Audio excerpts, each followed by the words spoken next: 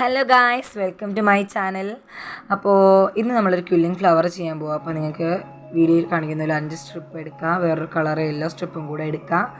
ആ ഒരു yellow strip ഇതേപോലെ ഒന്ന് റൗണ്ട് ചെയ്ത് കൊടുക്കുക. അപ്പോൾ ഇങ്ങനെ കിട്ടും.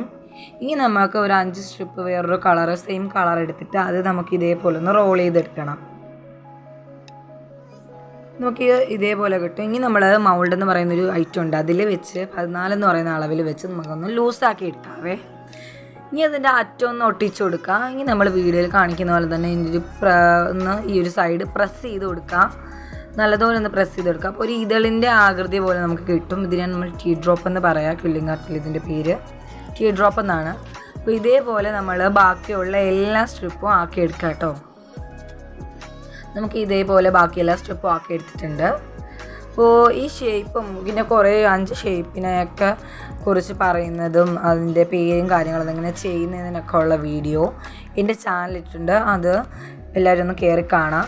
അപ്പോൾ നമ്മൾ നേരത്തെ ചെയ്ത ആ ഒരു യെല്ലോ സ്ട്രിപ്പ് വെച്ച് ചെയ്ത അതും ബാക്കിയെല്ലാം ഞാൻ ഇവിടെ ചെയ്തെടുത്തിട്ടുണ്ട്. ഇനി നമ്മുടെ ആ ഒരു ഫ്ലവറിന് വേണ്ടിയിട്ട് ചെയ്ത ഇതളുകളെല്ലാം കൂടെ ഒന്ന് വെച്ച് ഇതേപോലെ ഒന്ന് പേസ്റ്റ് ചെയ്ത് കൊടുക്കാം. പിന്നെ അവിടെ ഒട്ടിച്ചെടുത്തിട്ടുണ്ട്. ഇനി നമ്മൾ നേരത്തെ മാറ്റി വെച്ച ആ ഒരു യെല്ലോ സ്ട്രിപ്പ് വെച്ച് ചെയ്തത് അതിൻ്റെ ആ ഒരു നടുക്ക് ഭാഗത്ത് വെച്ച് കൊടുക്കാം. അപ്പോൾ ഇതാണ് നമ്മുടെ ഫൈനൽ ലുക്ക്. അപ്പം ഇന്നത്തെ വീഡിയോ ഇത്രയേ ഉള്ളൂ.